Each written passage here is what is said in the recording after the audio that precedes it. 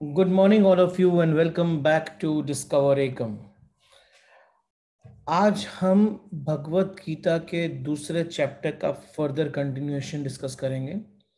Last time मैंने आपको verse number 56 को आधा समझाया था, वो भी आधा भी आई थिंक बहुत कंफ्यूजिंग हो गया था बहुत लोगों के लिए। तो आज मैं वर्स 56 वापस से स्टार्ट करूंगा एंड 56, 57 एंड 58 तक we will try to take our journey today. Chapter 2 Bhagavad Gita सबसे इंपॉर्टेंट चैप्टर है, ये मैंने कई बार आपको बोला है। चैप्टर 2 भगवत गीता एक्चुअली जीवन का पूर्ण सार है, आपके, मेरे, हम सबके। So will get into that, but before we start, let's start our journey with meditation. All right, so let's now continue our discussion on verses 56, 57, 58. Chapter number 2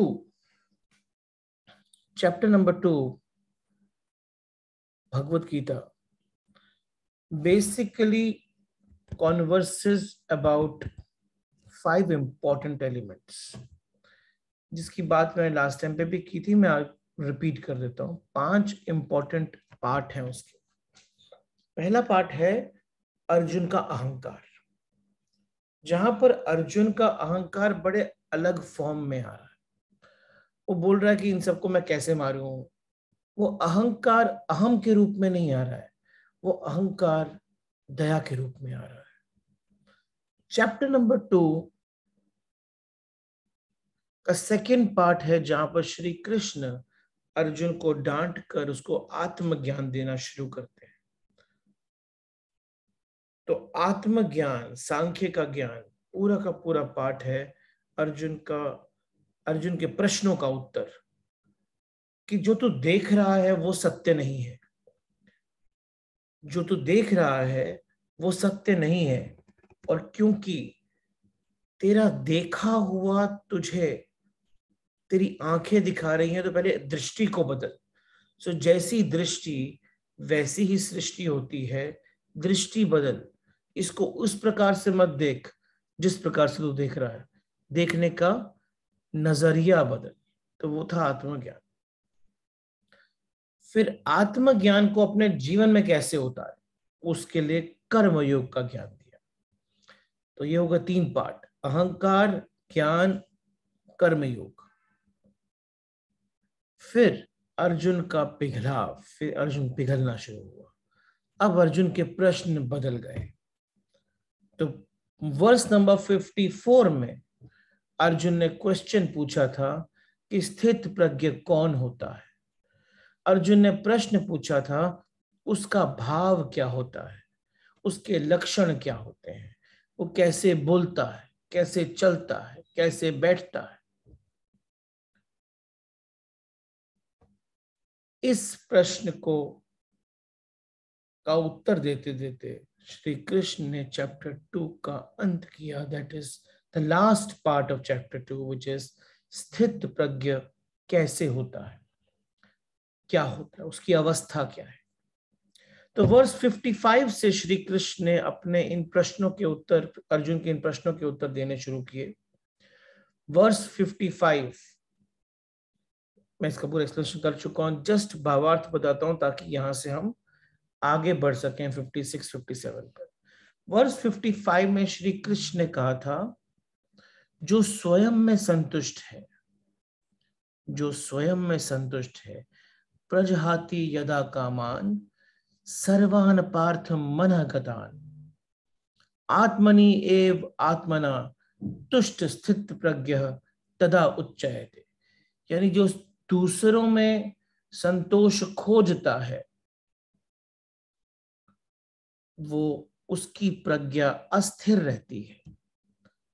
स्थित प्रज्ञ वो है जो स्वयं में संतुष्ट है। स्वयं में संतोष को पा लेने का अर्थ क्या है?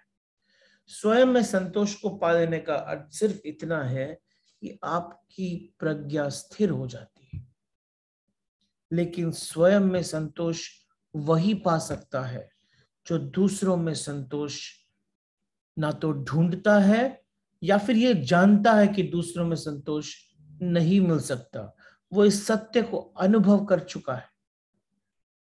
जब तक ये भ्रम बना रहता है कि मिल जाएगा कहीं तो इसमें नहीं तो दूसरे में, दूसरे में नहीं तो तीसरे में, जब तक ये भ्रम बना रहता है तब तक आपकी प्रज्ञा, आपकी विजडम अस्थिर रहती है।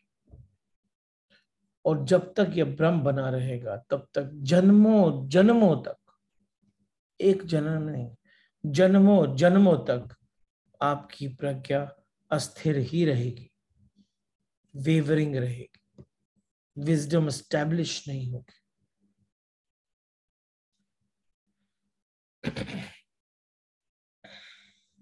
लेकिन आदमी बहुत अद्भुत है। अगर उसका सबसे कोई अद्भुत रहस्य है तो यही है कि वह अपने को धोखा देने में ना बहुत सक्षम है। उसकी सिर्फ एक ही फील रहती है कि दूसरे में मैं कहीं ना कहीं संतोष ढूंढ ही लूंगा। एक से धोखा टूटता है फिर दूसरे की तरफ चला जाता है। क्यों? क्यों ऐसा करता है? क्यों इसलिए करता है क्योंकि अंदर जब जाने बैठता है तो उसको सिर्फ अंधकार अंधकार अंधकार दिखता है। अंदर जाने की कोशिश भी करता है तो उसको सारे जन्मों के इकट्ठे किए हुए बैगेजेस, सारे जन्मों के इकट्ठे किए हुए इतने सारे पुराने बदबूदार कूड़ा करकट दिखता है। तो वो अंदर की तरफ जाता ही नहीं, बाहर चला जाता है। वो चित्त हमेशा अशुद्ध ही रहता है। अब ये यात्रा जब तक नहीं होगी बाहर से अंदर की, तब तक अपने में संतोष कहाँ मिलेगा? क्योंकि मनुष्य तो स्वयं को इनकम्प्लीट ही मानता है ना। तो वर्स नंबर 55 में कृष्ण ने अर्जुन से जो बात कही है ना, वो बात एकदम मौलिक है, एकदम आधार है। जब तक चित्त सोचता है कि कहीं और सुख मिल सकता है तब तक चित्त स्वयं में असंतुष्ट है। जब तक चित्त सोचता है कि स्वयं में संतुष्टि नहीं मिलती है, जब तक चित्त स्वयं से असंतुष्ट है, तब तक दूसरे की आकांक्षा, दूसरे की अभिलाषा उसकी चेतना को कंपित करती रहेगी। दूसरा उसे खींचता रहेगा और उसके दिए की लौ फ्लिकरिंग रहेगी, स्थिर नहीं होगी। जैसे ही दूसरे में सुख नहीं इसका बोध हो जाता है ना, जैसे ही दूसरे पर खूंटियां गाड़ना बंद कर देता है, वैसे ही सहज चेतना अपने में स्थिर हो जाती है। और यहीं पर स्थित प्रज्ञ, स्थिर होना, स्थित प्रज्ञ का जन्म होता है। सो कृष्ण कहते हैं जब सुख यही है भीतर अपने में, तभी प्रज्ञा की स्थिरता उपलब्ध होती है। ये था वर्स 55। अब आते हैं वर्स 56 पर।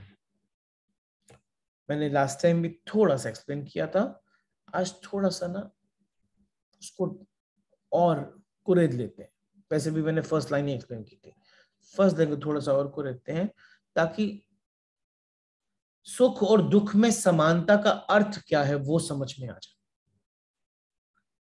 दुखेशु अनुद्विग्न ग्रमणा, सुखेशु विगत स्पृहा, वीतराग भय क्रोध स्थित प्रभुत्व मुनि उच्चयते। दुखेशु, दुखों में, अनुद्विग्न ग्रमणा, जिसका मन विचलित नहीं होता, सुखेशु, सुखों में, विगत स्पृहा, बिना लालसा के, वीत, मुक्त, राग, आसक्ति, भय, क्रोध, स्थिति, जब तक भय, क्रोध और वितराग से उसका निरोध नहीं होता, तब तक मनुष्य मुनि नहीं बन सकता।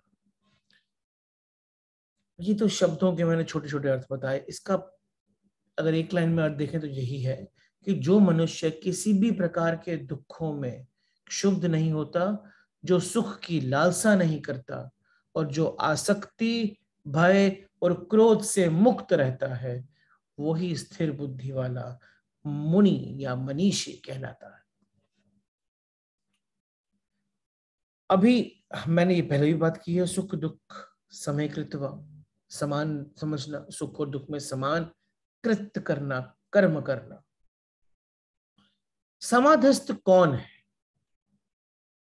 स्थितगी कौन है? कौन है जिसकी प्रज्ञा स्थिर हो गई है? कौन है जो चंचल चित्त के पार जा चुका है?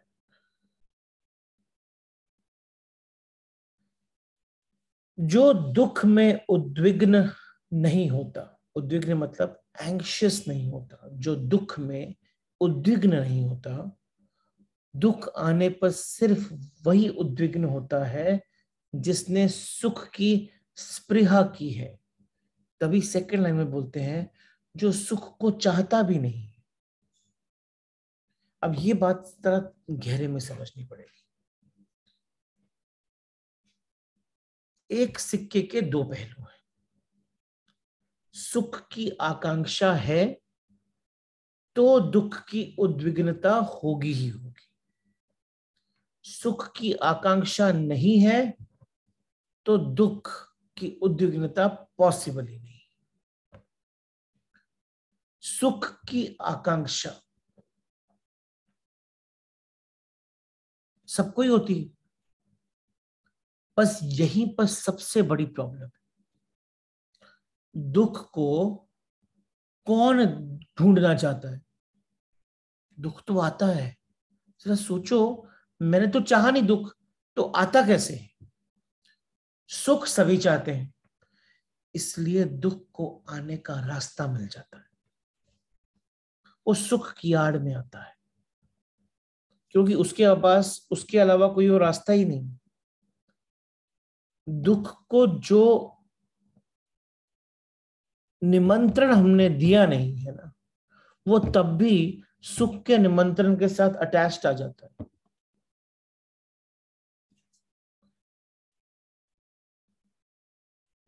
कोई भी मछली ना कांटे को पकड़ने के लिए नहीं आती है जब मछली पकड़ने जाती है, लेकिन आटे को पकड़ने जरूर आती है। कहीं ना कहीं शायद उसको पता भी होगा अंदर कि इस आटे के पीछे कांटा छिपा है, लेकिन मछली सदा आटा ही पकड़ती है। लेकिन आटे के पकड़े जाने से जैसे ही आटा पकड़ती है, वैसे ही वो कांटे की पकड़ में आ जाती है। आटा जो फिश के, वो जो फिशिंग करते हैं उसके लास्ट में जो पड़ा रहता है, वो आटा एक धोखा है, वो एक आवरण है, वो बाहरी आवरण है। कांटा भीतर का सत्य है।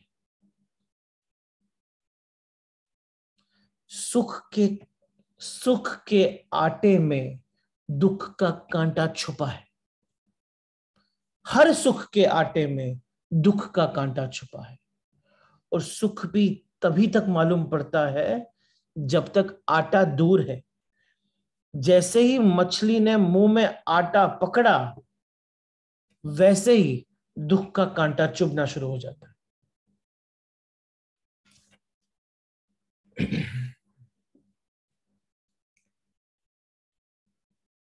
इसलिए श्री कृष्ण ने दो सूत्र बोले। पहला कि दुख में जो उद्विग्न ना हो, दुख में जो अद्विग्न हो जाए, और दूसरा सुख की जिसे स्पृहा ना हो, जो सुख की आकांक्षा या मांग के लिए बैठा ना हो।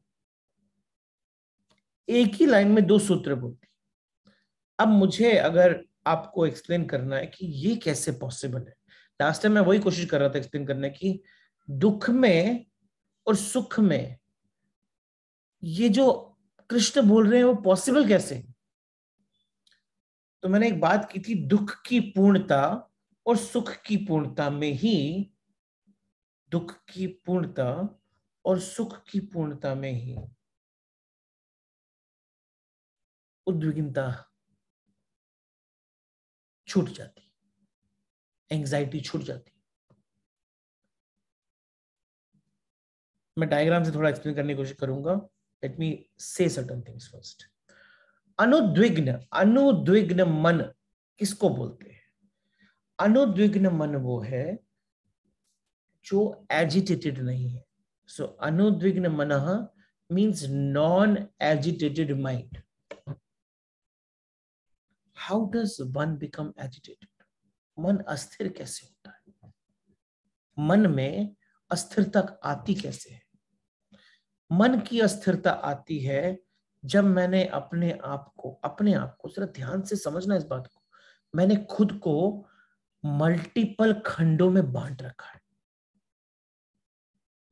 द्वैत में नहीं जी रहा हूं मैं अभी, मैं तो मल्टीपल खंडों में बांट के जी रहा हूं,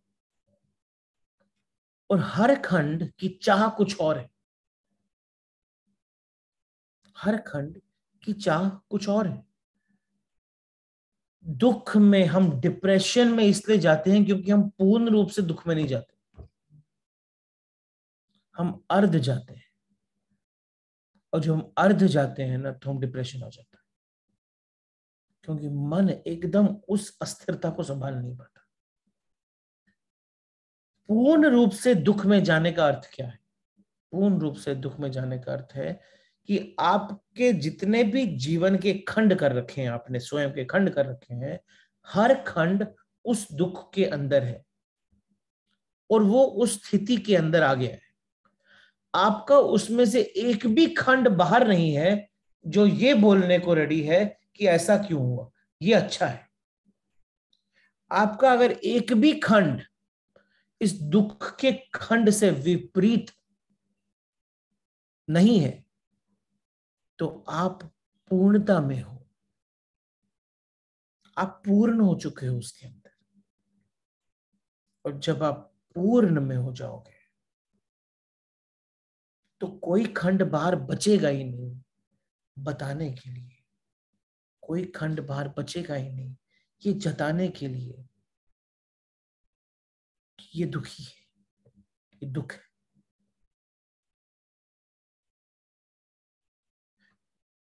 मनुष्य अपने आप को मल्टीपल खंडों में डिवाइड करके बैठा है। जब सिगरेट पी रहा है तो एक खंड सिगरेट पी रहा है, दूसरा खंड गिल्ट गिल्ट फील कर रहा है। जब सिगरेट नहीं पी रहा है तो जो खंड सिगरेट पीना चाहता है वो उसकी स्पृहा में बैठा है, उसकी चाह में बैठा है, और दूसरा खंड उसको रोक के बैठा है। आपके अंदर ही कितने खंड, और जितने खंड होंगे उतना ही मन विचलित रहेगा, क्योंकि हर खंड में मन है। एक मन कुछ और बोल रहा है, दूसरा मन कुछ और बोल रहा है, तो वहीं पर लहर का जन्म हो गया। अगर सब पार्ट ऑफ मन एक ही चीज बोल रहे हैं तो वहीं पर स्थिरता का जन्म हो गया। आपके हर पार्ट में मन है, हर पार्ट में मन है। Let me draw it for your children.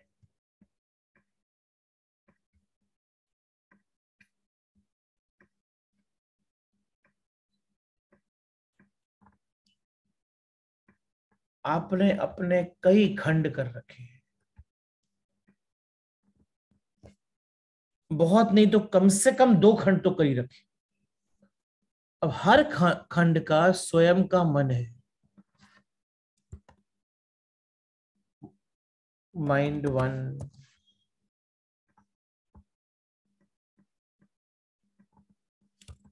Mind 2, चलो 2 तो है ही। अब अगर ये मन बोलता है, ये मन सुख की स्पृहा में बैठा है,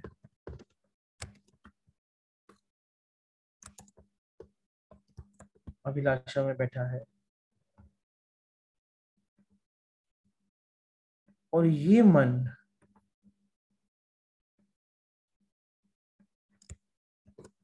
दुख का अनुभव कर रहा है, तो यहीं पर मन के अंदर हलचल शुरू हो गई। ये इसकी स्थिति यहां है, इसकी स्थिति यहां है, इन दोनों में गैप है और यहीं पर मन अस्थिर हो गया। अब अगर मेरा हर मन उस अनुभव के अंदर आ जाए, हर मन उस अनुभव के अंदर आ जाए, तो मैं पूर्ण हो जाऊंगा उस अनुभव में। मेरा कोई भी पार्ट बाहर नहीं रहेगा जो उस अनुभव के बाहर है, वो उस अनुभव के अंदर एंटर नहीं करना चाह रहा है। मेरा कोई भी मन उस अनुभव के बाहर नहीं है और यहीं पर मन की समता आ जाती है। श्री कृष्ण ने बहुत ही अद्भुत बातें कही हैं। उन्होंने ये नहीं कहा कि सब छोड़ दो, उन्होंने कहा सब कुछ अपना लो, क्योंकि सब कुछ ईश्वर है, सब कुछ सृष्टा, सब कुछ सृष्टि है। सब कुछ अपना लो। जब पूर्ण रूप से अपना लोगे तब ऑटोमेटिकली मन स्थिर हो जाएगा। जब पूर्ण रूप से अपना लोगे तो ऑटोमेटिकली मन स्थिर हो जाएगा। अब ये मन की स्थिरता सबसे इंपॉर्टेंट पार्ट है आपके जीवन को स्थिर करने के लिए, क्योंकि अगर मन स्थिर है तो आपके हर पार्ट का, हर बॉडी का पार्ट स्थिर है। अनुद्विग्नता की जो बात की है, तो जो हर स्थिति में, जो मनुष्य हर स्थिति में समग्र रूप से एक हो जाता है ना, समग्र रूप से एक, वही अनुद्विग्न हो सकता है। जो बटा हुआ है उसका हर एक हिस्सा, उसका हर एक इस हिस्सा अलग अलग अभिलाषाओं में, अलग अलग आकांक्षाओं में बैठा हुआ है। तो जब हर हिस्सा अलग अभिलाषा में, हर आकांक्षा में बैठा है, तो वहीं से द्वंद्व का जन्म होता है। इसी द्वंद्व से द्विग्धा का जन्म होता है और मन विचलित रहता है। और जब तक मन विचलित रहेगा तब तक स्थित प्रज्ञ बनना इम्पॉसिबल है। जिस समय श्री कृष्ण ने यह भी कहा था ना, कर्मणे वाधिकारस्ते, तब भी उन्होंने यही बात की थी। कर्म में पूर्णता, जो भी कर्म कर रहे हो उसमें पूर्ण हो जाओ। कोई भी भाग आपका ऐसा ना हो जो फल के पीछे भाग रहा हो। यहां पर भी दो पार्ट हो गए। आपके जीवन में आपके मन के अगर 2 या 3 या 4 खंड हो जाते हैं, अब सोचो आप इस समय ये काम कर रहे हो, साथ में मोबाइल चेक कर रहे हो, फिर साथ में पानी पी रहे हो, फिर साथ में कहीं से आवाज आई, जहां से बच्चों ने आवाज आई। 2 खंड नहीं है आपके, मल्टीपल खंड अलग अलग, अलग अलग तरीके से जा रहे हैं। सोचो मन कितने भागों में भाग रहा है। आपका शरीर यहां है, लेकिन आपके अंदर वो दिव्य शक्ति है कि आप हर तरफ भाग सकते हो एक साथ। श्री कृष्ण बोल रहे हैं सबको बुला लो, यहीं पर बैठ जाओ, सबको बुला लो, यहीं बैठ जाओ। दुख है तो दुख में पूर्ण हो जाओ, सुख है तो सुख में पूर्ण हो जाओ, कर्म कर रहे हो तो कर्म में पूर्ण हो जाओ। और इस पूर्णता में ही, इस पूर्णता में ही अनुद्विग्नता है। जो बटा हुआ है खंड खंड में, जो बटा हुआ है खंड में, वही अपूर्ण है। और जो अपूर्ण है वो कभी स्थित नहीं हो सकता, वो कभी स्थित नहीं हो सकता। स्थित प्रज्ञ का सबसे पहला सूत्र यह है कि मन विचलित ना हो। और मन विचलित नहीं होने के लिए मन को एक होना पड़ेगा, खंड में नहीं डिवाइड होना पड़ेगा। और मन को एक होने के लिए जो कर रहे हो उसमें पूर्ण होना पड़ेगा।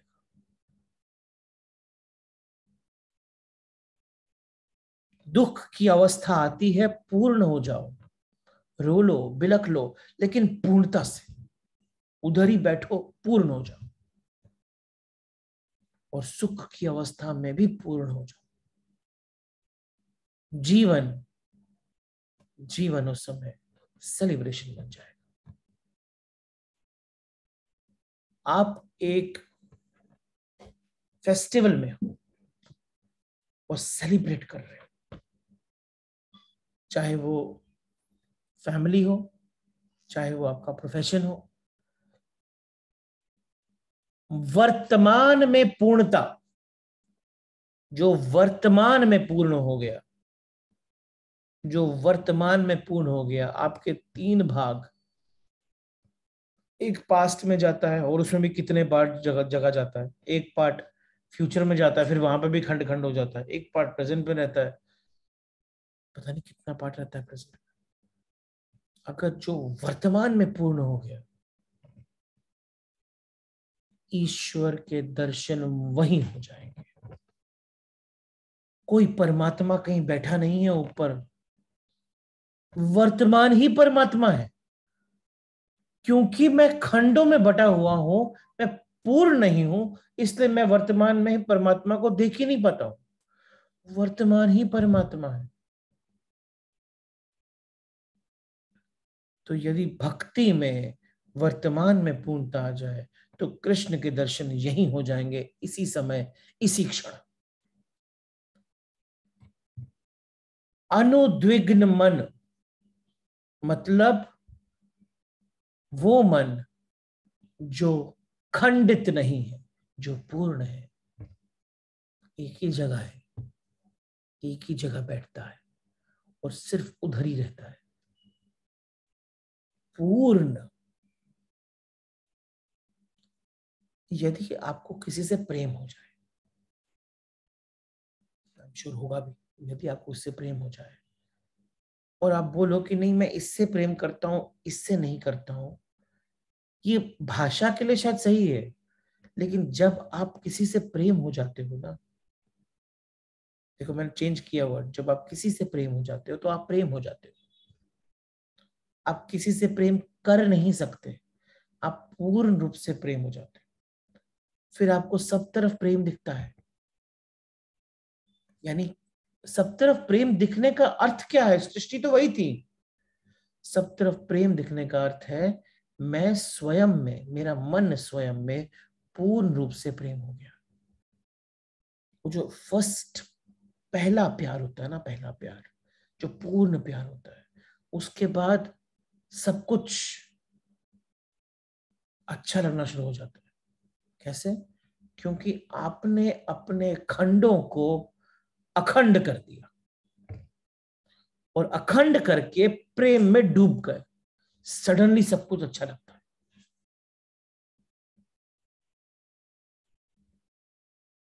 प्रेम में डूबने के बाद सडनली सब कुछ अच्छा लगना शुरू हो जाता है।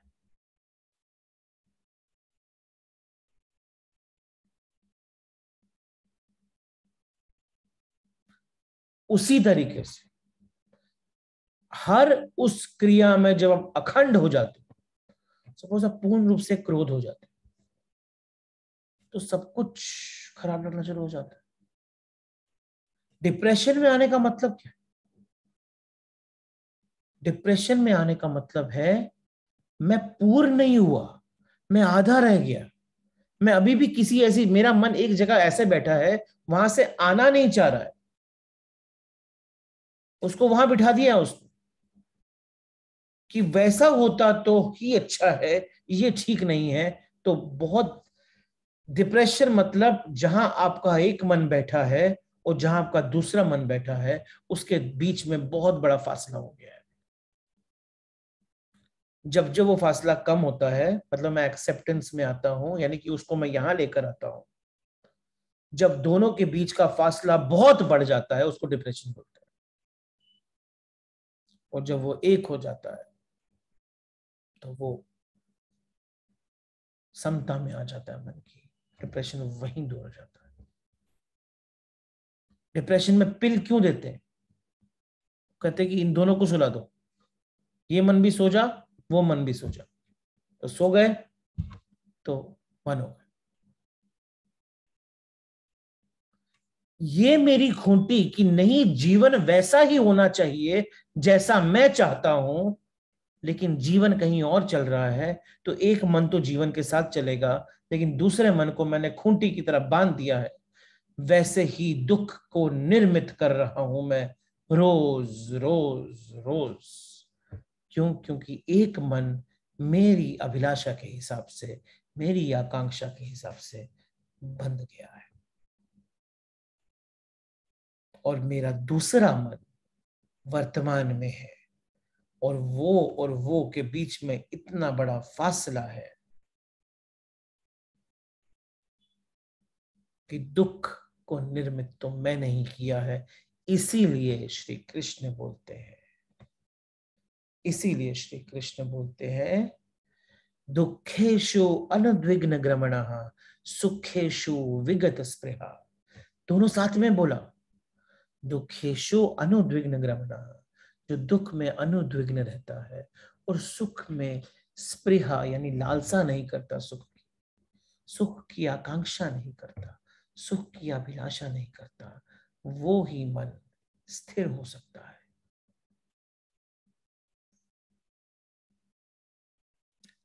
दुख सुख की पूर्णता, कर्म की पूर्णता, वट एवर यू डू, उसकी पूर्णता का सिर्फ एक ही अर्थ है, वर्तमान में खंड ना करो, अखंड हो जाओ।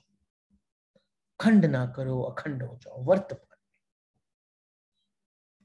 और वर्तमान की अखंडता आपकी पूर्णता है, और आपकी पूर्णता मतलब आपने समग्र को अपना लिया है, आप समग्र के साथ एक हो गए हो। आप आपका मन जब समग्र के साथ एक हो जाता है, उसी को बोलते हैं सुख दुखे समय कृत्वा। सेकेंड लाइन, सेकेंड लाइन में क्या बोला?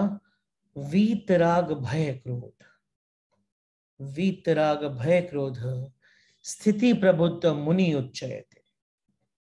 जो मनुष्य, जो मनुष्य आसक्ति, वीत राग मतलब आसक्ति,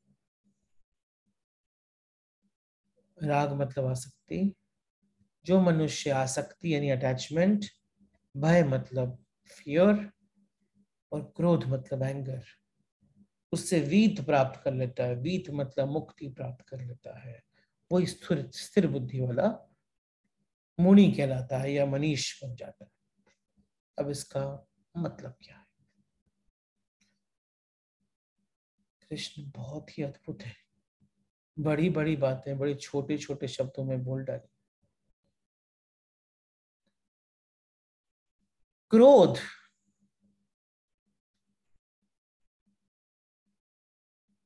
क्रोध, भय या अटैचमेंट, तीन अलग शब्द लगते हैं, है नहीं? ध्यान से समझते हैं।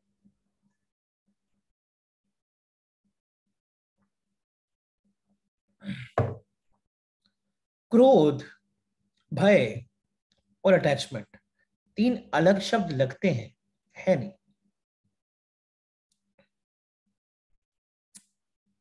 जहां अटैचमेंट है, जहां मोह है, जहां आसक्ति है, वहीं से भय का जन्म होता है। क्योंकि जब आसक्ति है, तो उस आसक्ति से मैं विरक्ति ना हो जाए, उस भय से भय का जन्म होता है। जहां आसक्ति है, वहीं से क्रोध का भी जन्म होता है। क्योंकि आसक्ति का अर्थ है पकड़ना, आसक्ति का अर्थ है बंधन बनाना, आसक्ति का अर्थ है पकड़ के रखना, विरक्ति का अर्थ है छोड़ देना। दोनों प्रॉब्लम, दोनों प्रॉब्लम। क्योंकि विरक्ति भी आसक्ति का विपरीत है। विरक्ति में तो छोड़ने की आसक्ति हो गई, छोड़ने की आसक्ति हो गई, पकड़ूंगा नहीं, अब आएगा तो पकड़ूंगा नहीं, जा, तेरे को जाना था ना, जा, या तो पकड़ूंगा या फेंक दूंगा, छोड़ूंगा नहीं, फेंक दूंगा। वास्तविकता में आसक्ति और विरक्ति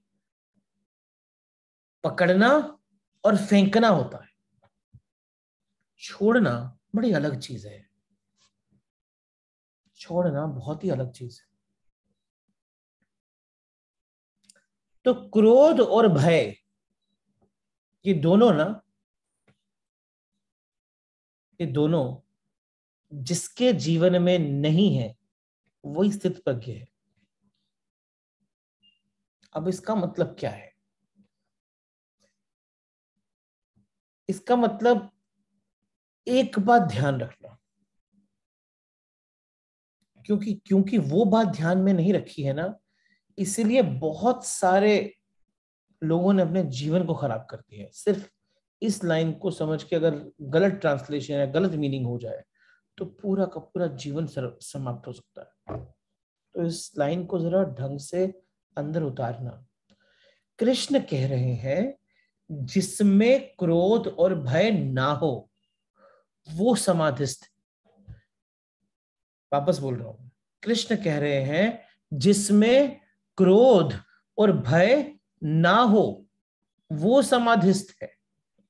वो ये नहीं कह रहे हैं जो क्रोध और भय को छोड़ दे वो समाधिस्थ हो जाता है। वो ये नहीं कह रहे हैं, वो ये बिल्कुल नहीं कह रहे हैं कि आप क्रोध और भय छोड़ो तो समाधि को प्राप्त करोगे। वो कह रहे हैं जिसमें क्रोध और भय ना हो वो समाधिस्थ है। वो ये कह रहे हैं जो समाधिस्थ है उसमें क्रोध और भय नहीं होता है। इन दोनों बातों में बहुत गहरा फर्क है, बहुत गहरा फर्क है। क्रोध और भय छोड़ देने से समाधिस्थ नहीं बनते। जो समाधिस्थ हो जाता है उसका क्रोध और भय छूट जाता है। वो ऐसा कह रहे हैं।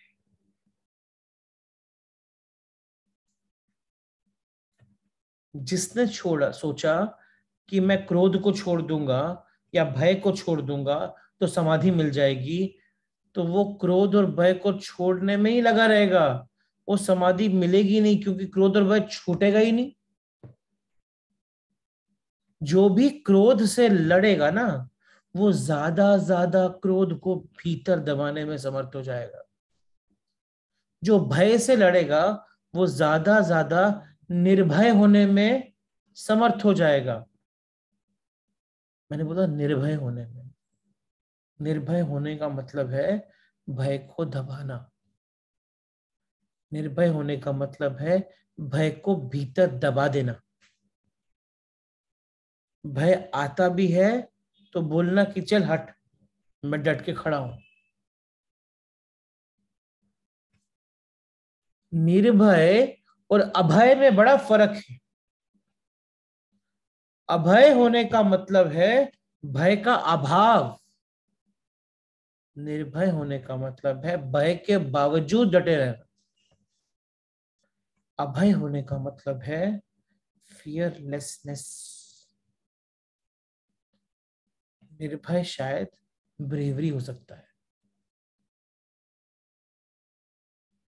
अभय, अभय, तभी नाम अभय रखते हैं, निर्भय नहीं रखते हैं। अभय नाम इसलिए रखा जाता है क्योंकि उसमें भय का अभाव है। बड़े से बड़ा बहादुर भी भयभीत होता है, अभय नहीं होता। अभय होने का मतलब है भय है ही नहीं। निर्भय होने का मतलब है भय है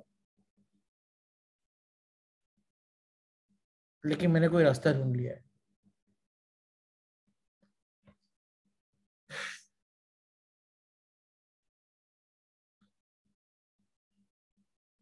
कृष्ण ने लक्षण गिनाए, उसने सिर्फ कॉन्सिक्वेंसेस गिनाए।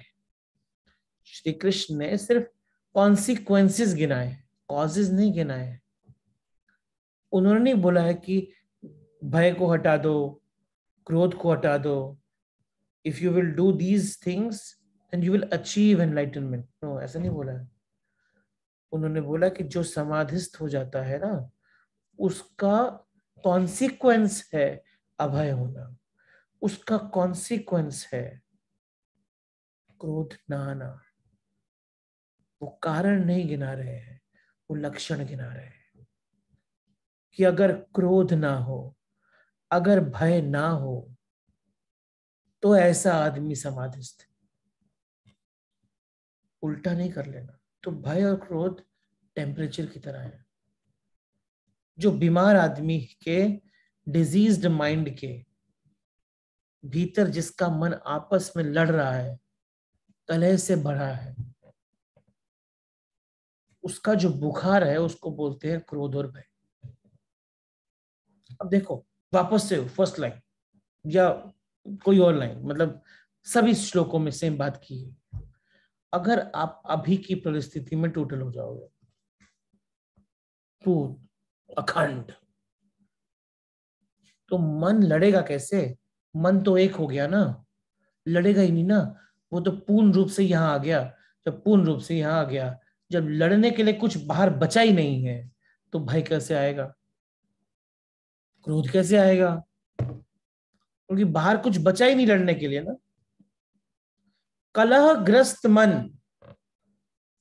को जो बुखार आता है ना, उस बुखार का नाम क्रोध, उस बुखार का नाम भय। कलहग्रस्त मन में जो कमजोरी आती है, वो कमजोरी का नाम भय है, वो कमजोरी का नाम क्रोध। स्वयं से लड़कर आदमी टूट जाता है, उसी को डिप्रेशन बोलते हैं। अपनी शक्ति को खोता है, इसलिए भयभीत होता है। क्रोध और भय स्वयं, जब आदमी मन के संघर्ष में पड़ा है, तब जन्म लेते हैं। वो खबर देते हैं कि आदमी भीतर से बीमार है, चित्त अभी मलिन है, चित्त अभी रुग्ण है। बस इतनी ही खबर देते हैं। और जब क्रोध और भय नहीं होते हैं, तब खबर मिलती है कि भीतर से चित्त स्वच्छ हो चुका है। चित्त के स्वास्थ्य को, चित्त का स्वास्थ्य समाधि है, अंतर स्वास्थ्य समाधि।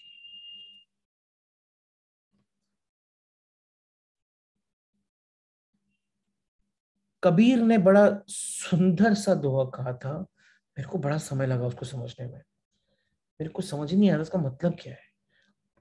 जैसे जैसे इवोल्यूशन हुआ अंतर मन का, वैसे वैसे दोहा समझ में आ गया।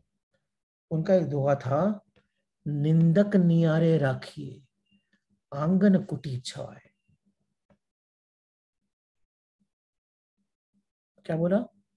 निंदक नियारे राखिए, आंगन कुटी छवाए। कबीर ने साधुओं से कहा है कि साधुओं, अपने निंदक को आंगन में, अपने ही आंगन में रख लो, अपने पड़ोस में बसा के रख लो। क्योंकि जैसे ही तुम बाहर निकलो अपनी कुटिया से,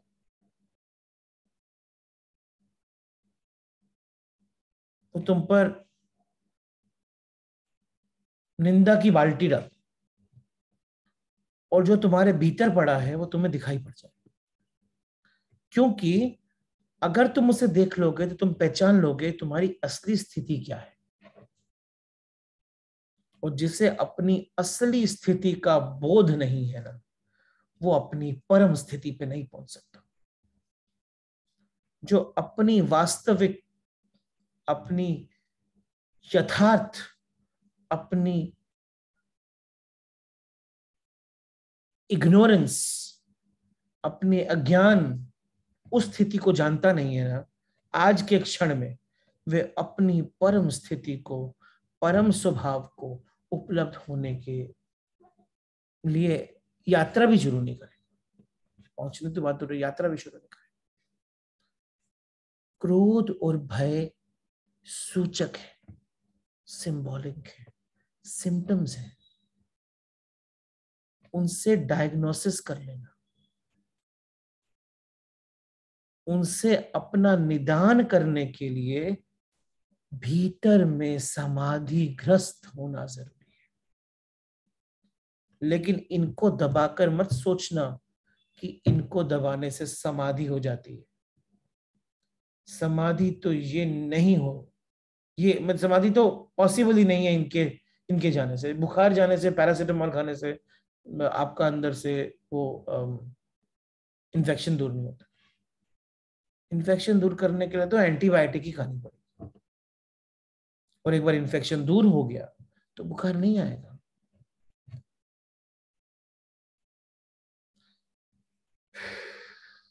इसलिए कृष्ण ने कहा, बड़ा सोच के कहा, दुख उद्विग्न ना करे, यानी दुख आपको एंग्शियस ना करे, सुख की स्पृहा ना हो, आकांक्षा ना हो, क्रोध उत्पन्न ना करे, भय कंपाए नहीं,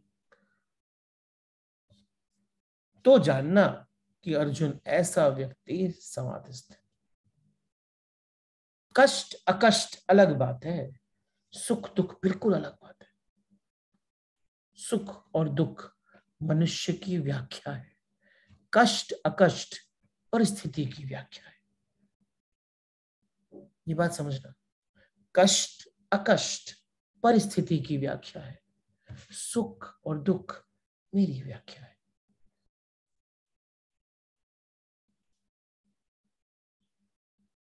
धोखा, बिट्रेयल या ना धोखा, ये परिस्थिति की व्याख्या है। प्रेम मेरी व्याख्या है। निश्चित ही ये बात समझ लेना, अपने मन में गाड़ लेना कि जब तक मन खंडित है, और अखंड मन और खंडित मन के बीच में जो फासला है ना, आप शायद इमेजिन भी नहीं कर सकते। खंडित मन जब तक है, कितनी जगहों पे खंड खंड घूम रहा है, और हर जगह की अभिलाषाएं, इच्छाएं, आकांक्षाएं, स्पृहाएं अलग है। और दूसरा है आपकी पर करंट स्थिति, जिसमें आप वास्तविक में हो। इन सब अभिलाषाओं, इन सब आकांक्षाओं, इन सब इच्छाओं और आपकी करंट स्थिति में जितना अंतर है, उसको ही मन का विचलन कहते हैं, उसको ही मन की एजिटेशन कहते हैं, उसको ही मन की, जैसे कृष्ण ने कहा, उद्विग्नता कहते हैं। अद्विग्न मतलब सब यहां आ गया, कोई कहीं नहीं है, सब यहां आ गया, अखंड हो गया, एक हो गया, फोकस हो गया, कॉन्सेंट्रेट कर रहा है इस समय यहीं पर है।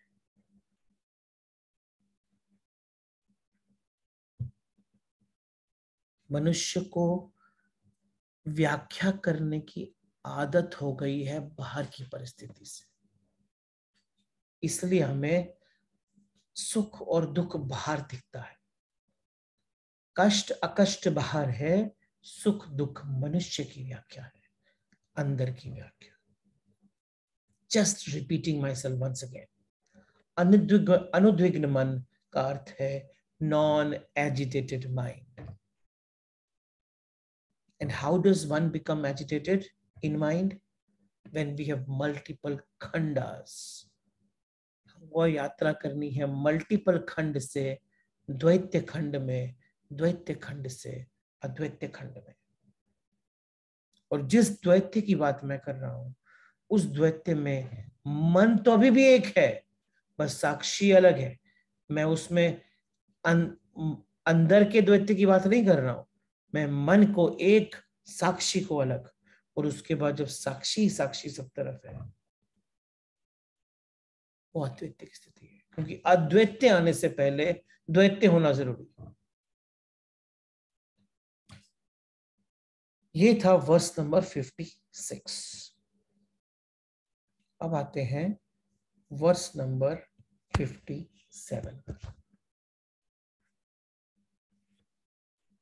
वर्स 57 इसको आगे लेकर चलता है। एक्चुअली 57 58 को साथ में पढ़ लेते हैं। 57 58 कृष्ण अर्जुन को बता रहे हैं कि ऐसे बनते कैसे हैं, उद्विग्न कैसे होता है। जो बातें मैंने अभी ऊपर की आपके साथ, खंड को एक करना, अखंड करना, वो बातों को एक अलग तरीके से कृष्ण ने यहां बताया। वर्स नंबर 57, यह सर्वत्र अनभिस्नेह, बड़ा सुंदर वर्ड है अनभिस्नेह, मैं समझाता हूं बाद में, बहुत ही सुंदर वर्ड है। यह सर्वत्र अनभिस्नेह तत्प्राप्य शुभ शुभ अशुभ, यह सर्वत्र अनभिस्नेह तत्प्राप्य शुभ अशुभ, न अभिनंदन्ति न दृष्टि तस्य प्रज्ञा प्रतिष्ठतः। अनभिस्नेह,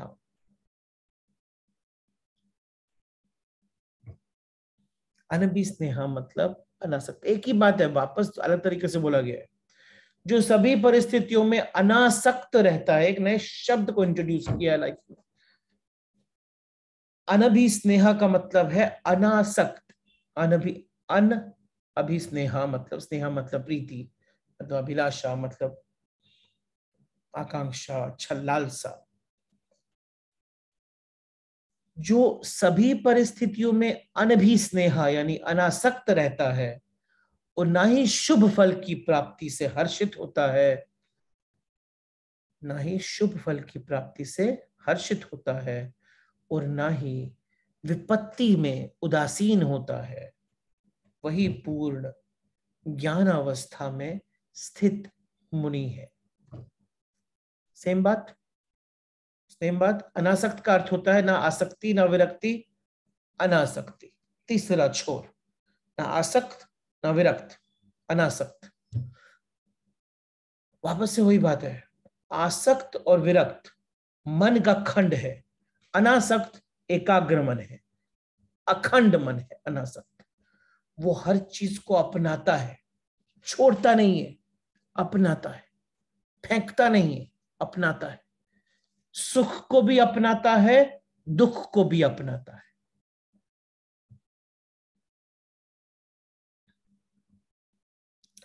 रूडयार्ड किपलिंग, मैंने आपको एक बार पहले बताया था, रॉल्फ वॉल्डो एमर्सन, उनकी जो पोएट्री थी ब्रह्मा, उसके बारे में बताया था।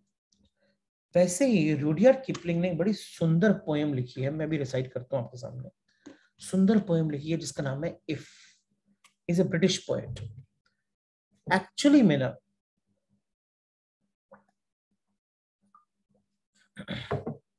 एक्चुअली में अगर वो पोएम इफ पढ़ लो ना, if you read that poem if,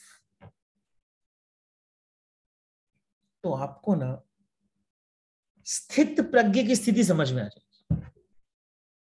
it's amazing how it doesn't matter where you belong to. If you are in the state of enlightenment, in the state of sthit pragya, आप चीजों को कितना अलग देखते हैं।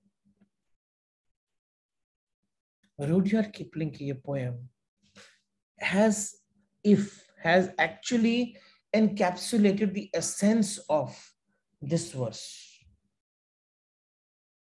Actually, the verse number 55, 56, 57, तीनों का जो एसेंस है वो इस पोएट्री में है। Let's read this poem. Okay? Very carefully listen to me. If you can keep your head when all about you are losing theirs and blaming it on you, if you can keep your head when all about you are losing theirs and blaming it on you, if you can trust yourself when all men doubt you, but make allowance for their doubting too, if you can wait and not be tired by waiting, or being lied about, don't deal in lies, or being hated, don't give way to hating, and yet don't look too good not talk too wise. एकदम शांत मनुष्य।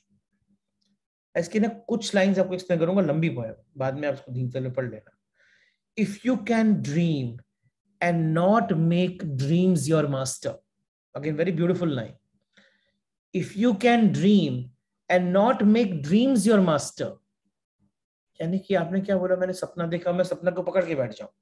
If you can dream and not make your dreams your master, if you can think and not make thoughts your aim, if you can meet triumph and disaster and treat these two imposters just the same, स्थित प्रज्ञ।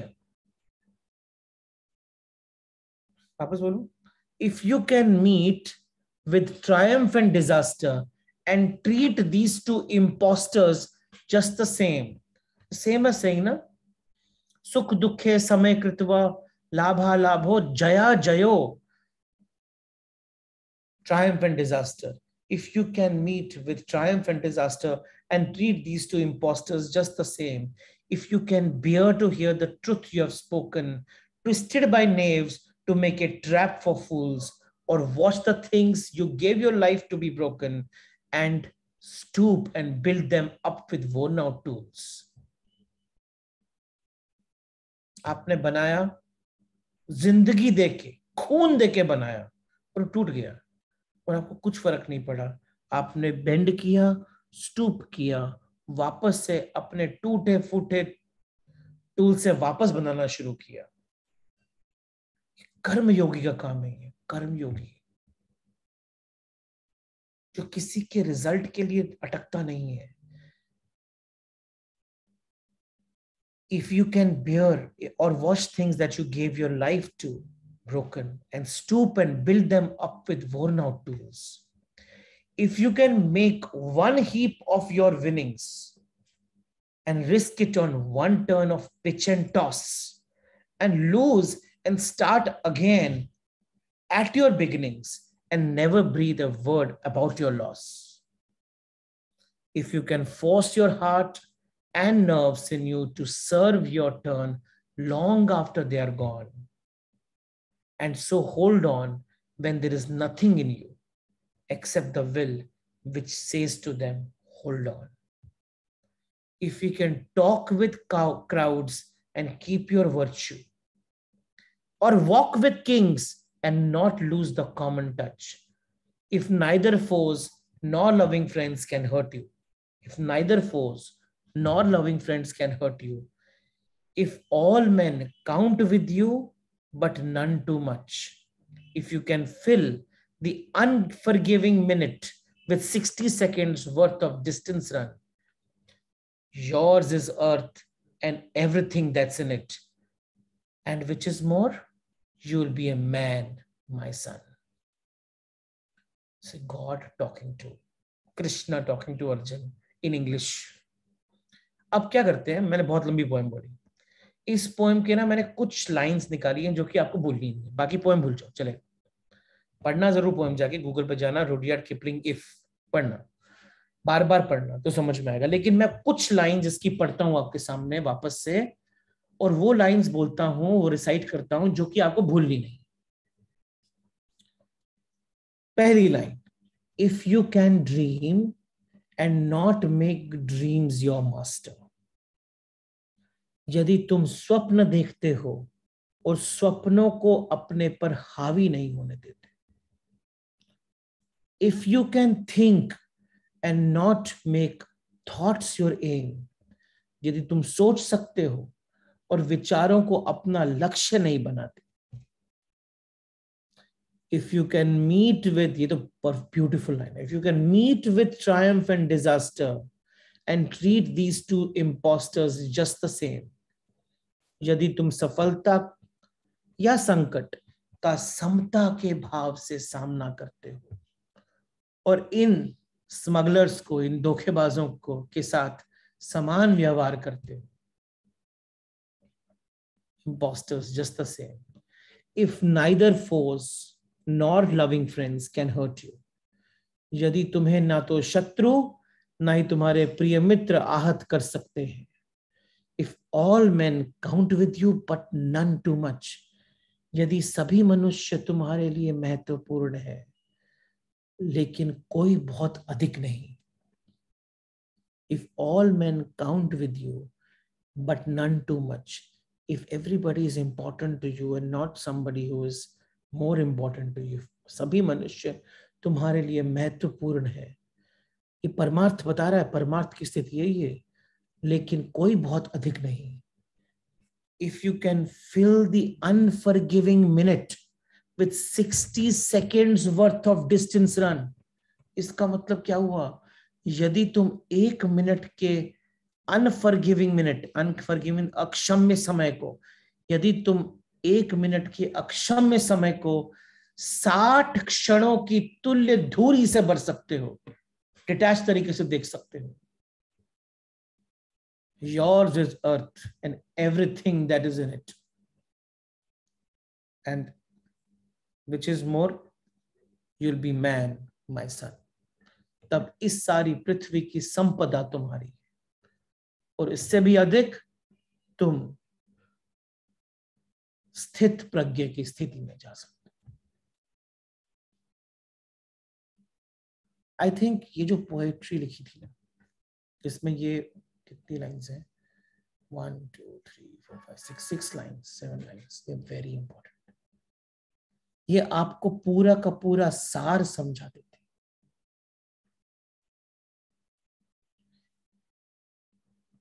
ये सारी पृथ्वी जो आपके सामने है इस समय, ये सारी की सारी संपदा, पृथ्वी की जो संपदा आपके सामने है, वो पूरी संपदा आपकी हो सकती है यदि हम खंडों को तोड़ के अखंड हो जाए. अपने मन को एक कर लो, समग्र में पूर्ण हो जाओ, पूर्ण. और जैसे ही समग्र में पूर्ण हो, वहीं पर यात्रा समाप्त. बहुत खंडों से द्वैत्य में पहुंचोगे, द्वैत्य से अद्वैत्य की यात्रा करो, द्वैत्य से अद्वैत्य की यात्रा करो. और ये जो हमारी इच्छाएं हैं, वो इच्छाएं क्योंकि वो खंडों में बटी हुई हैं, वो सब एक हो जाएंगी और वर्तमान में आ जाओगे. वापस से हम चलते हैं उस दोहे पर, कबीर के, निंदक नियारे राखी आंगन कुटी छवाए. आपके अंदर चित्त कितना अशुद्ध है, कितना अशुद्ध, कितना दूषित है, कितना दूषित है, कितना बीमार है, वो तभी समझ में आएगा. कई लोगों को तो मतलब उनके तो यहाँ लिखा रहता है fragile, I am fragile, treat me carefully. मतलब बात करने के लिए ना पूरा का पूरा, मतलब उनसे बात नहीं कर सकते. आपको बात करने के लिए बहुत डिजाइन करना पड़ता है.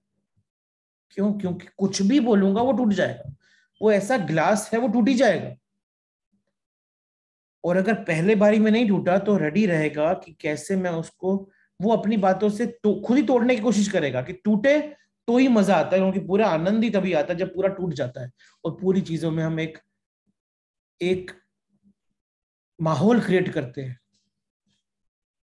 साधुओं से कबीर ने यही कहा है कि तुम कुटियाओं में बैठ के, हिमालय पे जाके जहां कोई नहीं है, वहां तुम समाधि प्राप्त कर लोगे. तो ऐसा क्या मतलब? इसी शब्दों में कबीर ने कहा था, खुले नयन देखूं मैं साहिब को. अरे बंद आंख करके, अपनी सारी इंद्रियों को बंद करके अगर मुझे ईश्वर दिखता है, तो वो ईश्वर कैसा हो? ईश्वर तो वो है जो मेरे को सब तरफ दिखे. रुडयार्ड किपलिंग ने भी में वही कहा. अगर ये हो गया ना, when he says कि इस पूरी सृष्टि की संपदा आपकी, तो मतलब क्या है? ईश्वर अब तरफ है, सब तरफ दिखता है. सृष्टा और सृष्टि एक ही है. सृष्टा और सृष्टि एक ही है.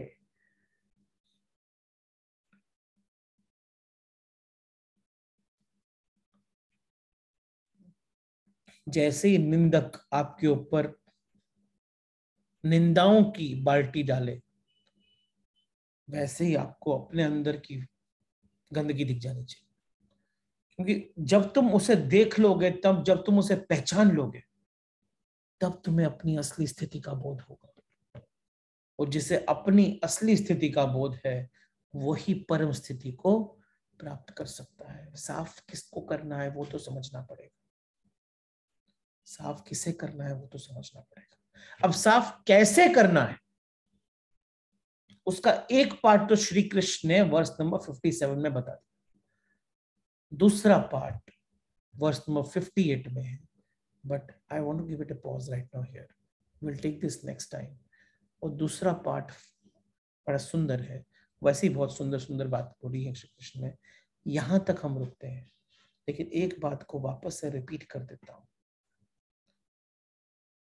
जो हर स्थिति से, हर स्थिति में समग्र रूप से एक हो जाता है। आज का सिर्फ एक ही, वो जो पूर्णता की बात लास्ट टाइम मैंने की तो लोग कंफ्यूज हो गए थे, उसको मैं कंप्लीट कर रहा हूं आज। जो हर स्थिति में समग्र रूप से एक हो जाता है, अलग अलग खंडों में बटा नहीं रहता है, वही अनुद्विग्न हो सकता है। जो बटा हुआ है उसका एक हिस्सा सुख की अभिलाषा में बैठा है और दूसरा हिस्सा दुख के अनुभव में बैठा है।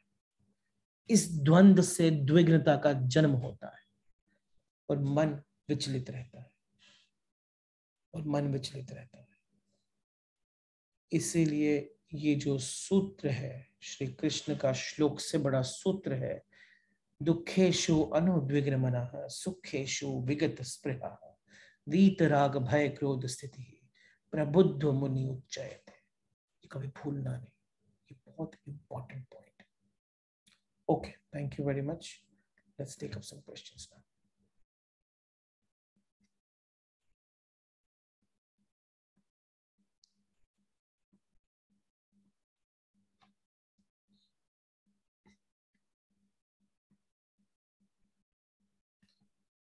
जी परेश जी। हाँ, नमस्कार Rohit ji. Good morning. Excellent explanation that has gone deep into my heart and mind too. I would like to request you, the poetry which you narrated, is it, I mean, can you arrange to send me the link so that I can jot it down? Or कुछ नहीं करना है, just on Google go type Rudyard Kipling if. It's a very famous poem. Please pardon, what to type? It's a poet's name is Rudyard Kipling. Okay. And the poetry is, I'm putting it on the chat box for everybody. Thank you.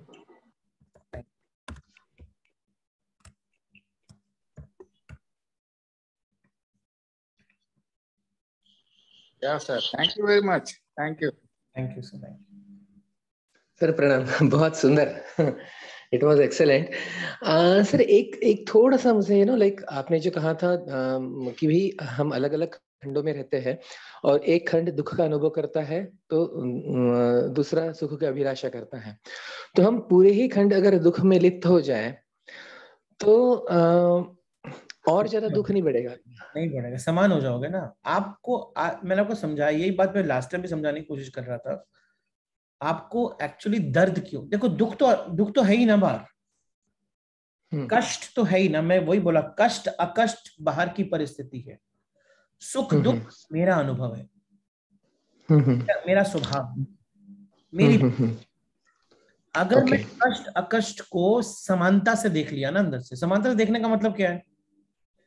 समानता से देखने का मतलब एक ही है, सब part उसको देख रहे हैं, कोई भी पार्ट कहीं बाहर नहीं, तो होगा ही नहीं दुख का अनुभव। मतलब वो जो अंदर दर्द, और दर्द नहीं होगा आपको। मैंने समझा था डिप्रेशन में क्या होता है, एक पार्ट वहां बैठा है कि ऐसा नहीं होना चाहिए, और दूसरा पार्ट ऐसा हो रहा है, वो देख रहा है ना।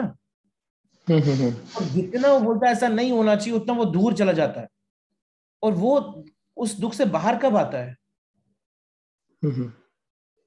बाहर कब आता है? हाँ, यानी यानी वो मैं उसको थोड़ा सा कोरिलेट कर रहा हूँ कि किसी पर्सन को अगर आप टिल वॉल तक खींचते जाओ तो वो डिफेंस से अटैकिंग, मैंने वो दर्द को भूल जाता है पूरा, समथिंग लाइक दैट। नहीं, इतना भी कोरिलेट मत करो, वैसे नहीं कोरिलेट करना है आपको। सिंपली ये सोचना है कि एक्सेप्टेंस का मतलब क्या होता है। आज मेरे साथ ऐसा हो रहा है, मैं एक्सेप्ट कर रहा हूँ, इसका मतलब क्या होता है? अच्छा, means like I'm accepting something, यानी I'm correlating myself to that activity. No, उसका मतलब ये होता है कि अभी आपके मन में कोई भी ऐसा खंड बचा नहीं है जो मानता है कि ऐसा नहीं होना चाहिए। आपके मन के सारे खंडों ने मान लिया कि ऐसा है, अभी कुछ नहीं कर सकते। अच्छा, आपका रोना वोना सब बंद हो जाता है। रोना क्यों आता है? ऐसा हुआ क्यों, वो रोना आता है। ये क्यों हो गया, इसलिए रोना आता है। ओके समझ ओके, रहे हो? वो फीलिंग, हाँ, ये हुआ क्यों, ये फीलिंग ही खत्म हो जाए। खत्म ही हो जाएगी ना, क्योंकि मेरे एक पार्ट कहीं बैठा है, दूसरा पार्ट कहीं बैठा है, तभी तो ये फीलिंग आती है, ऐसा हुआ क्यों। Okay, correct. यस, या थोड़ा सा और इलस्ट्रेट कर सकते हैं, यानी आपने कहा था कि सारे के सारे खंड अगर सुख में है तो सुख में लिप्त हो जाए तो आसानी से समझ में आ जाता है ना, लेकिन दुख में सारे के कैसे सारे ही कैसे लिप्त समझ में, अच्छा वो कैसे समझ में आता है? हाँ वो कैसे समझ में आता है? सुख सुख बड़ा समझ में आ रहा है, दुख समझ में नहीं आ रहा है। दुख क्यों समझ में आ रहा है? हाँ, यानी उसमें यानी दर्द नहीं है ना सुख में। दुख समझ इसलिए आ रहा है क्योंकि आप सुख की अभिलाषा करते हो हाँ, और सुख ही मिल रहा है, तो दोनों एक हो गए। अभिलाषा और फीलिंग दोनों एक हो गए, करेक्ट। फीलिंग नहीं बाबा, अभिलाषा और एक्चुअल में सुख ही मिल रहा है ना तुमको। हाँ हाँ, बाहर बराबर। भी सुख मिल रहा है और मन में भी अभिलाषा सुख की है। हम्म, वन हो गया करेक्ट, दोनों। हाँ, करेक्ट, अब जिस समय आपका मन सुख चाहता है लेकिन दुख मिल रहा है, तो अलग हो गए दोनों। करेक्ट, हाँ हाँ हाँ हाँ। चाहो ही मत ना, उसको भी ले आओ ना यहाँ पर, तो पार्ट नहीं होगा ना, दो अलग पार्ट हो जाएंगे तो दुख मिलेगा ही मिलेगा ना। सोचो इसके ऊपर। Correct sir, yeah sure, thank you. Yes.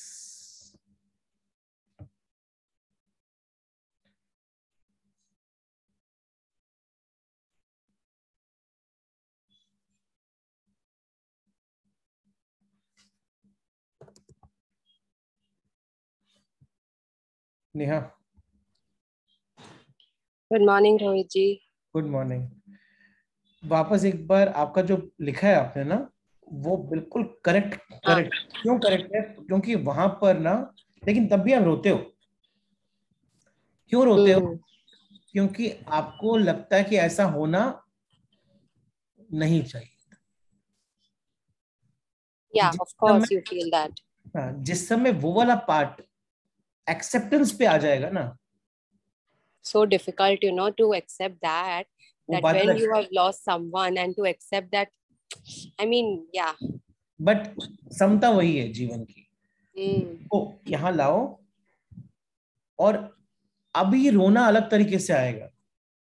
वैसे रोना आएगा नहीं, मतलब मन रोएगा नहीं, लेकिन आप उस पूरी चीज को एक समता से अनुभव कर पाओगे। Yeah, maybe the mind would be little more composed and will be able to handle it in a better way rather than crying. Correct. Now Maybe, you're right. So you will feel unhappy, yeah, but the whole mind will feel unhappy. probably. I can get it actually what you're trying to say, and it's the same opposite reaction of happiness. Matlab, when there is a sukh, the way you said it, it's the same total opposite of it. Exact opposite of it. Yeah. Question के ना बहुत लोग यही बात समझ नहीं पाए। और दुख में समता कैसे होती है? दुख में समता तभी होती है जब आपका कोई भी पार्ट सुख की अभिलाषा में नहीं बैठता, तो समता हो जाती है। Yeah. Thank you. Thank you very much.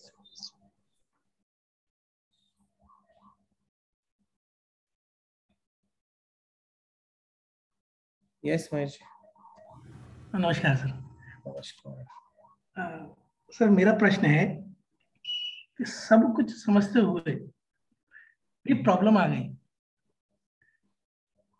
उस प्रॉब्लम में आदमी उद्विग्न होगा या नहीं, और उससे बाहर आने के लिए क्या कोई ऐसा सॉल्यूशन इससे बाहर आने का सॉल्यूशन तो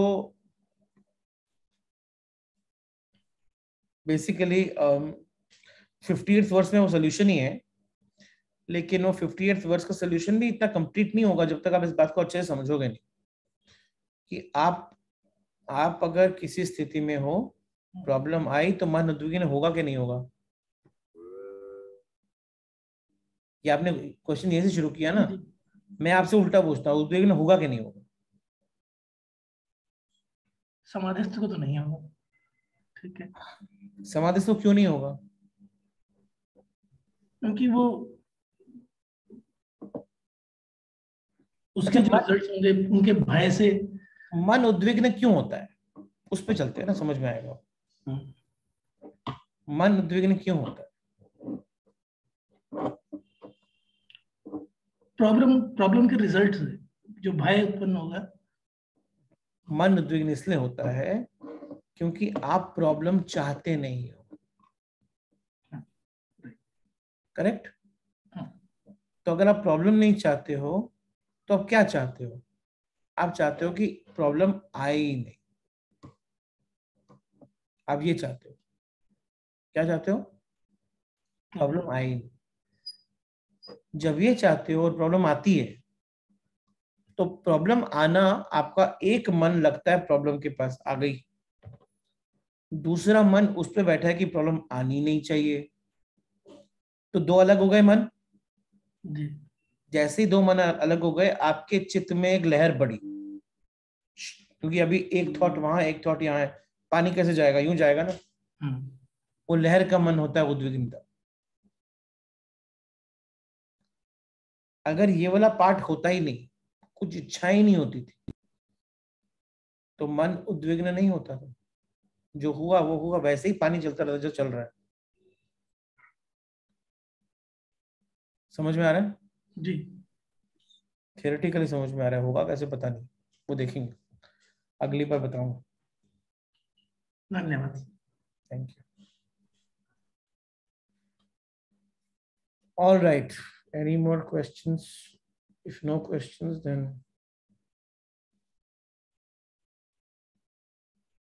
any more questions or comments?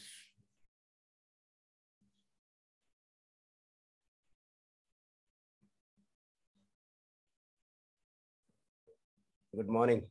Good morning. Good morning. I think Kabir का दोहा आधा रह गया, अभी उसमें कुछ और है आगे। इतना बहुत है। थोड़ा आई वाज रिमेम्बरिंग कि सुना तो है, लेकिन ये आधा है, अभी आगे भी है। इतना ही बहुत है। ओके, आज के लिए इतना ही बहुत। लास्ट टाइम जो आपका क्वेश्चन था वो आंसर हो गया अब?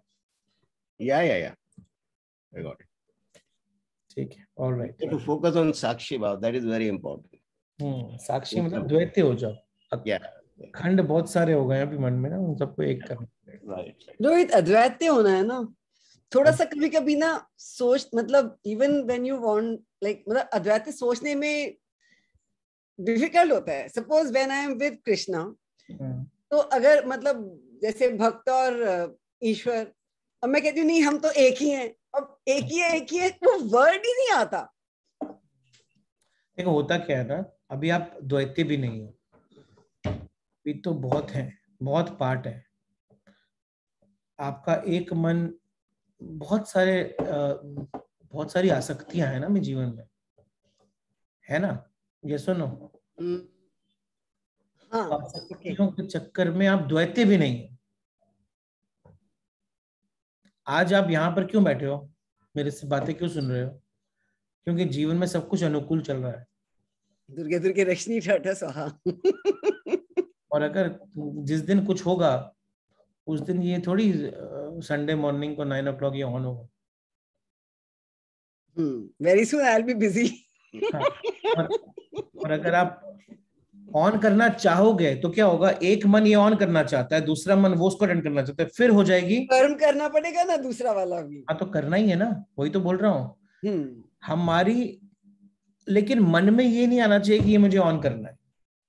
अगर ये आया तो वो दुख को जन्म देगी। बराबर है। बस यही प्रॉब्लम है हमको ना। We have to be very clear about our priority at this particular moment, what needs to be done first. And be totally in that. And be totally in that. Agreed. That is what makes you Dvaitya at least. हाँ, द्वैत्य। पर जैसे when सब मतलब हम लोग जैसे भगवान को सुलाते हैं ना, when he's with me, अब आप और मैं, वो मतलब मुझे वर्ड ही नहीं आता कि वी भी नहीं होता उसमें, क्योंकि वी में भी तो 2 हो जाएंगे ना। तो लेकिन द्वैत्य फिर भी करना पड़ेगा ना, द्वैत्य तो पहुंचो।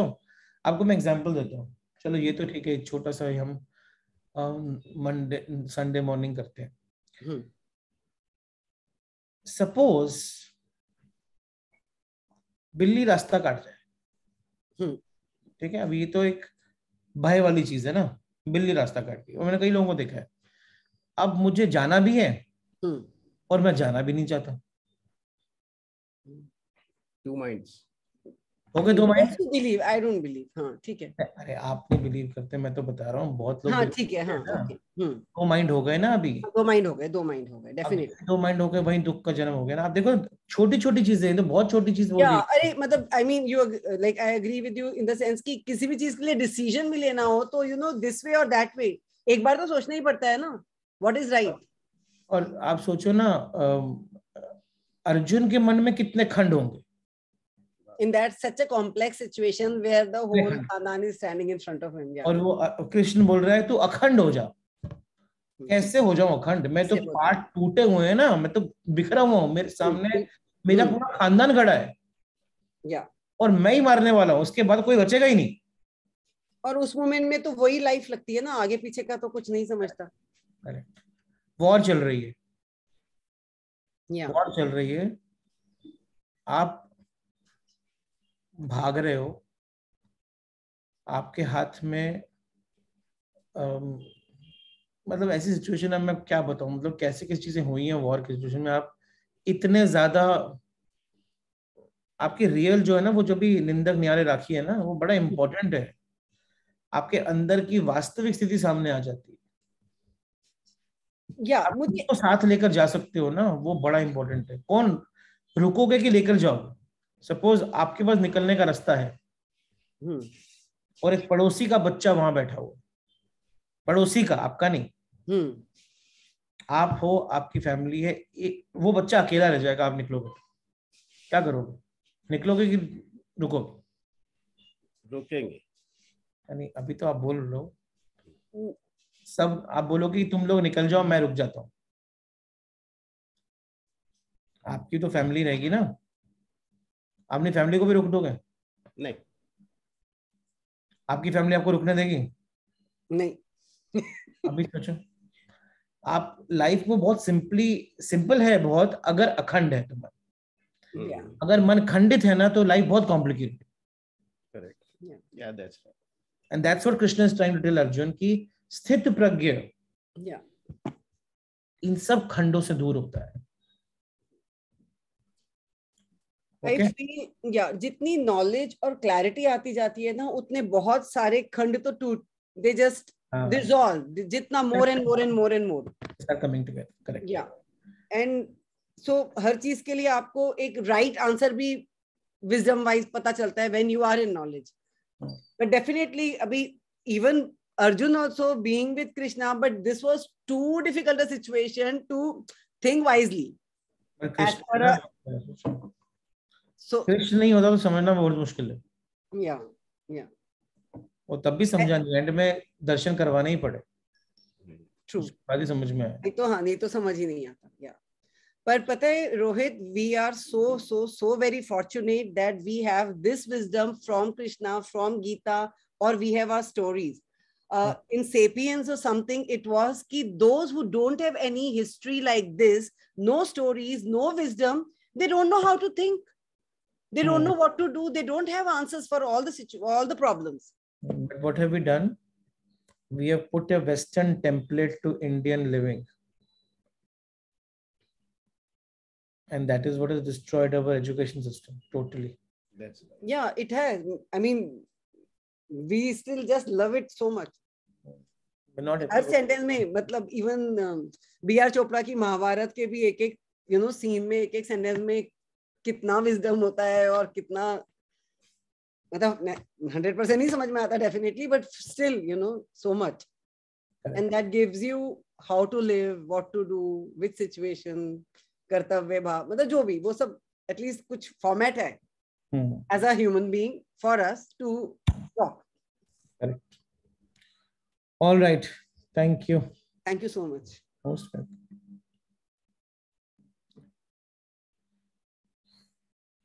Yes, Sanjay ji. Good morning, Rohit ji. बहुत बढ़िया सेशन हुआ और I have one question that जब मैं कोई क्लोज रिलेटिव या क्लोज गुजर जाता है तब मैं रोता नहीं हूँ, लेकिन जब फिल्म देखता हूँ और उसमें I started crying. So I could not get that when close nearby is no more. That time I do not. It is very difficult for me to cry. So what is this?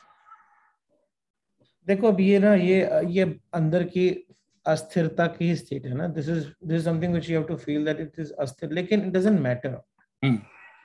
आप जहां पर oneness में हो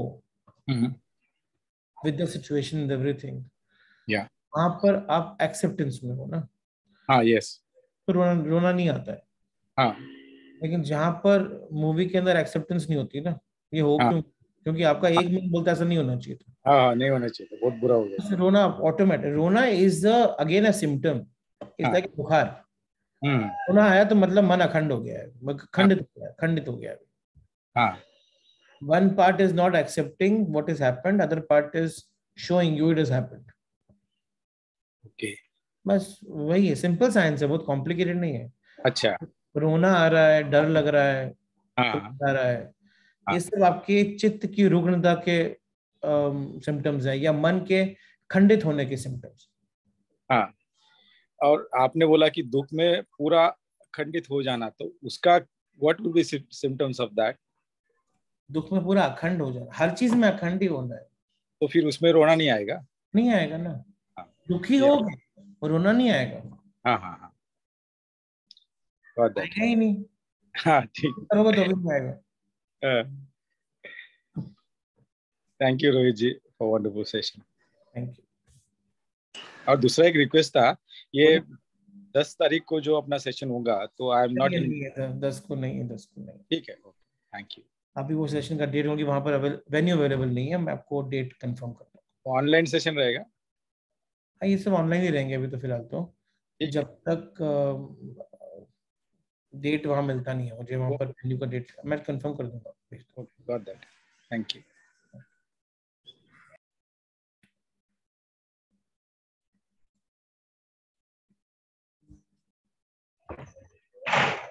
Just take that. Hello. Hello. Hello. Are you able to hear, Roger? Yes, I can. Morning. This is going actually. Okay, now? Yeah, go ahead. Okay. So, yeah. Like the previous lines that you said, that most of the time, we lose, patience, or it is because of fear that we end up doing a lot of mistakes, though we are correct. And anger just, even if we don't want to get angry on certain situations, if you don't show anger, maybe then people don't realize. So should we keep quiet all the time? I mean, it's not people don't realize, but if you don't put your point, then it's like... Okay, now let me tell you one thing. Yeah. One is anger comes as fever. Okay, the anger comes. Yeah. Second is I bring anger. The two different things. And when does anger come? Anger comes when again your part is divided, you want something to happen some way, it is not happening that way. So anger comes. Yeah. But anger is an emotion which you can use. So it is, you can use anger. Like at home, sometimes I use my anger. It doesn't come. So when it doesn't come, I'm accepting continuously, na? Right. But to teach children, you will have to tell them, I can't keep accepting what you're doing. So I will have to stop myself. So one natural instinct is कि I put myself, मेरे अपनी एक expectation को कहीं पर खूंटी बना के बांध दिया, और फिर मैं उससे बार-बार कंपेयर कर रहा हूँ कंटिन्यूसली. लेकिन अगर वो बच्चों के साथ होगा तो फिर कहीं और भी होगा ना. करेक्ट. तो मेरे को खूंटी नहीं बांधनी है. अब क्या करूं, गुस्सा ही नहीं आएगा और आता ही नहीं है. लेकिन बच्चों के साथ फिर मैं क्या करता हूं, फिर मैं गुस्से को यूज करता हूं, because my mind can generate anger if it wants to generate. Right. So it generates anger temporarily. It is for a very short time, just to show my displeasure over it. But it has not come, it has been brought. So are you finding the difference between the two? Yeah, got it. Thank you.